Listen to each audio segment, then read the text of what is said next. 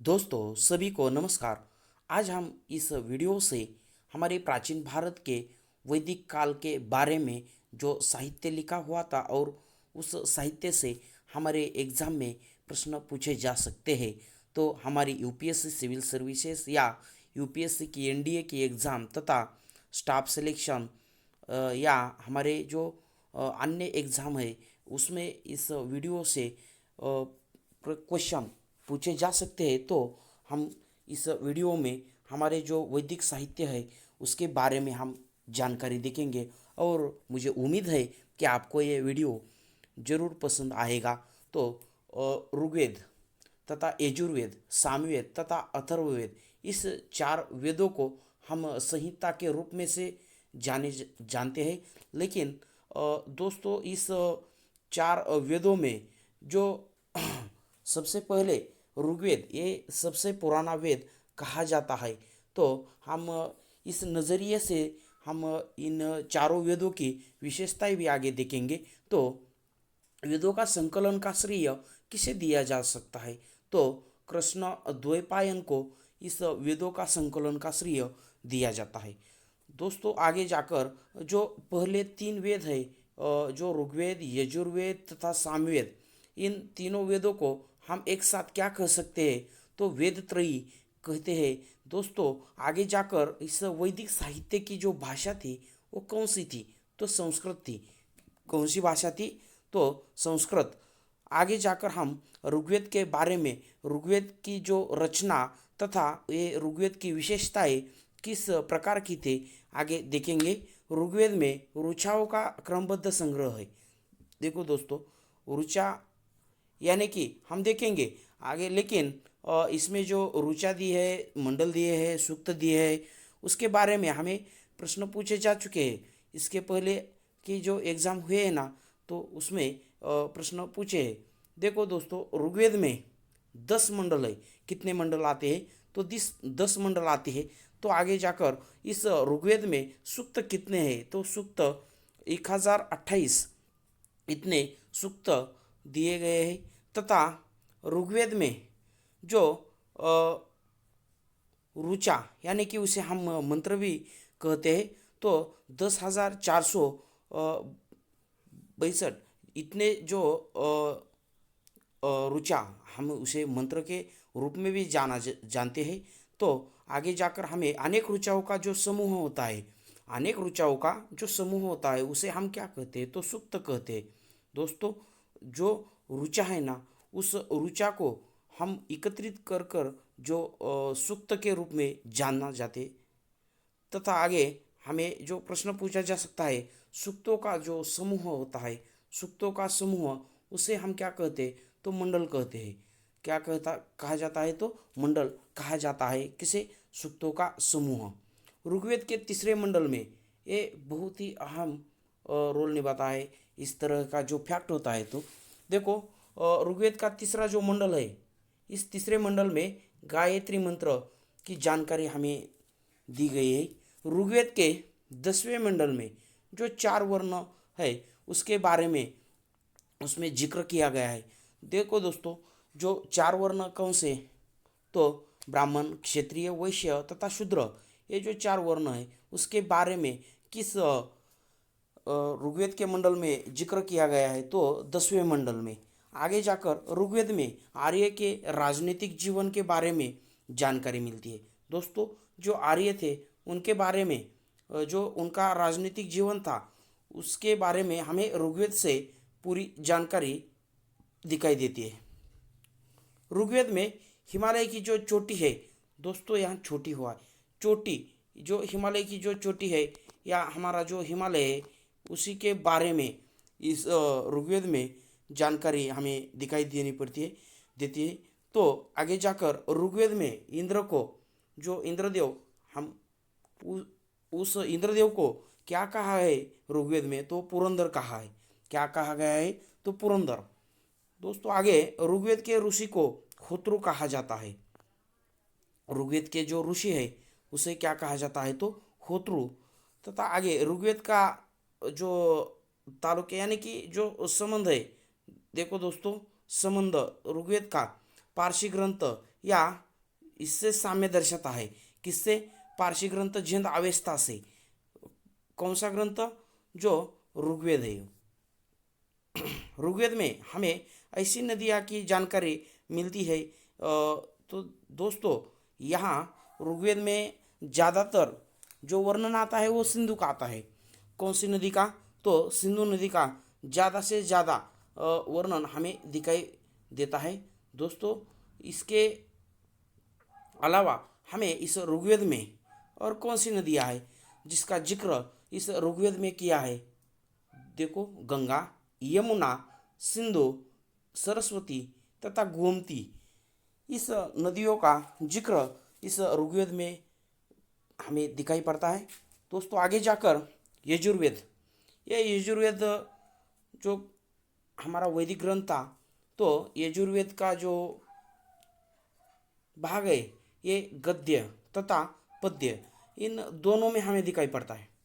देखो दोस्तों, जो गद्य है उसे कृष्ण यजुर्वेद भी कहा जाता है। गद्य भाग को किसके? यजुर्वेद के गद्य भाग को कृष्ण यजुर्वेद के रूप से ही जाना जाता है। तथा यजुर्वेद का जो भाग पद्य है उसे हम क्या कहते हैं? तो शुक्ल यजुर्वेद कहते हैं। क्या कहते हैं? शुक्ल यजुर्वेद। यजुर्वेद के ऋषि को अधर्वयु कहा जाता है।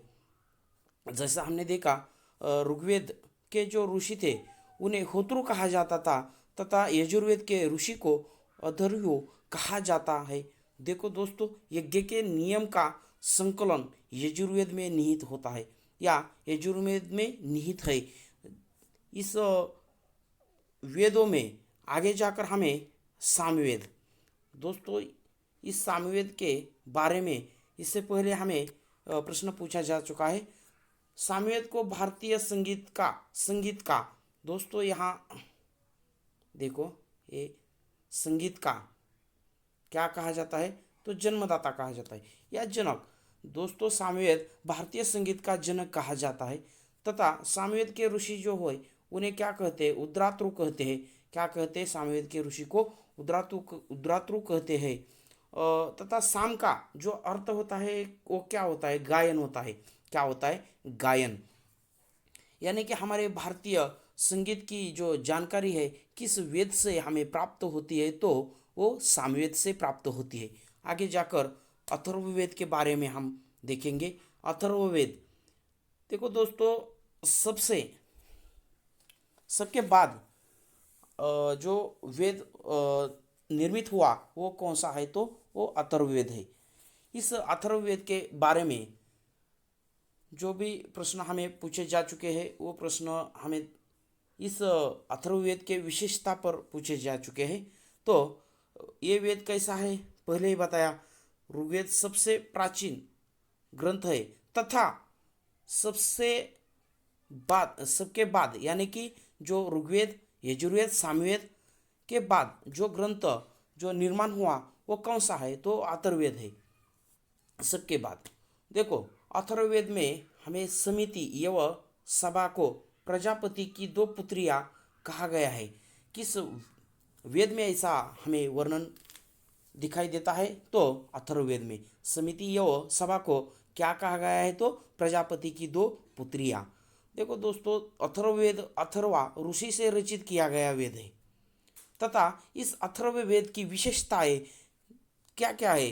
तो जादू टोना, रोग निवारक, शत्रु का दमन, भूत प्रेत, कृषि का विकास, विवाह, वशीकरण तथा वनस्पति औषधियाँ तथा अंधविश्वास के बारे में जानकारी इस अथर्ववेद में हमें दिखाई देती है। दोस्तों, ये बहुत ही ये जो रोचक बात है ये हमें पूछी जा चुकी है इसके पहले भी। तो कन्याओं के जन्म की निंदा करने वाला जो वेद है इन चारों वेदों में कौन सा है? तो वो अथर्ववेद है।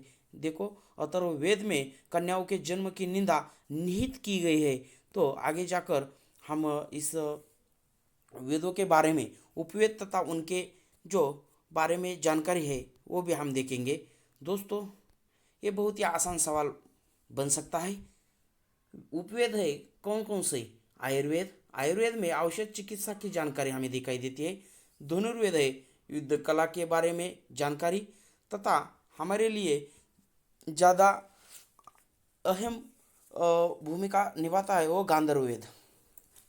हमारे एग्ज़ाम के हिसाब से देखेंगे तो गांधर्व वेद जो है इसमें संगीत व कला के बारे में हमें जानकारी दिखाई देती है। संगीत व कला के बारे में जो उपवेद है वो कौन सा है, तो गांधर्व वेद है।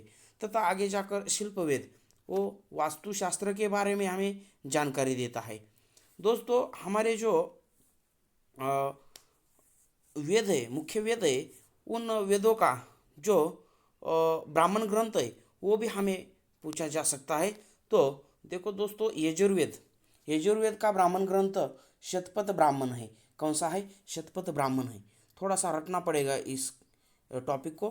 तो देखो, सामवेद का ब्राह्मण ग्रंथ कौन सा है? पांचवेश ब्राह्मण है। तथा और एक ग्रंथ है सामवेद का, जो सामवेद का और एक ब्राह्मण ग्रंथ है शतविश ब्राह्मण। और दूसरा कौन सा? पंचविश ब्राह्मण तथा शतविश ब्राह्मण। देखो दोस्तों, आगे जाकर अथर्ववेद का ब्राह्मण ग्रंथ कौन सा है? गोपत ब्राह्मण है। कौन सा है? तो गोपत ब्राह्मण। देखो आगे जाकर गोपत की रचना किसने की थी?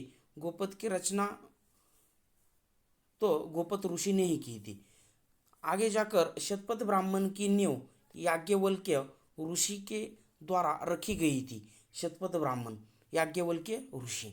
आगे जाकर पांचवीश ब्राह्मण है, वो उसकी नींव किसने रखी थी? तो देखो दोस्तों, इसके बारे में जो पांचवीश ब्राह्मण, पांचवीश ब्राह्मण है ना, तो उसके बारे में हमें तांडे ऋषि, तांडे ऋषि हमें ये ध्यान में रखना है। कौन से ऋषि? तांडे ऋषि। देखो दोस्तों, कौन से वेद के बारे में? तो जो हमारा कौन सा पंचविश ब्राह्मण है उसकी नींव रखने वाले जो ऋषि थे वो कौन से थे? वो तांडे ऋषि थे। दोस्तों यहाँ थोड़ा सा ध्यान केंद्रित कीजिए। तांडे ऋषि जो पंचविश ब्राह्मण की नींव रखने वाले। आगे जाकर देखो, शाटविश ब्राह्मण, जो शाटविश ब्राह्मण है इसके बारे में, इसकी नींव अद्भुत ऋषि ने रखी थी। किसने? तो अद्भुत ऋषि। शटविश ब्राह्मण लक्ष्य ध्यान में रखने का ये अच्छा तरीका, इसे ज़्यादा से ज़्यादा रट लो। गोपत की नींव गोपत ऋषि ने रखी थी। ये आसान है, लेकिन जो ऊपर के है ना उन्हें थोड़ा सा रट लो। आगे जाकर उपनिषद, उपनिषद ये भी हमारे वैदिक काल का अहम साहित्य रहा है। जो उपनिषद की संख्या है वो कितनी है? तो 108 है। कितनी है? 108। आगे जाकर उपनिषद को वेदांत भी कहा जाता है, क्योंकि सभी वेदों के बाद ये उपनिषद की रचना तैयार की जा चुकी थी, इसलिए उसे वेदांत भी कहा जाता है। तो मुंडकोपनिषद से ही सत्यमेव जयते का हमें जिक्र किया हुआ दिखाई देता है। तो हमारा जो सत्यमेव जयते है वो मुंडकोपनिषद से ही लिया है। दोस्तों ये क्वेश्चन हमें यूपीएससी के प्रीलिम में पूछा जा चुका है। जो सीएससी के लिए एग्ज़ाम थी, मुंडकोपनिषद से ही हमें सत्यमेव जयते का जिक्र या वर्णन दिखाई देता है। चार आश्रम व्यवस्था का उल्लेख जाबालोपनिषद में हमें मिलता है। दोस्तों तो ये वीडियो आपको बहुत ही फायदेमंद साबित होगा आपके लिए। तो ऐसे ही प्रतियोगी परीक्षाओं के लिए जो भी हमारे वीडियो है वो ज़्यादा से ज़्यादा आपके दोस्तों को शेयर करें तथा ज़्यादा से ज़्यादा इसे लाइक करें। और मिलते हैं हम ऐसे ही वीडियो के साथ। तब तक के लिए जय हिंद, वंदे मातरम।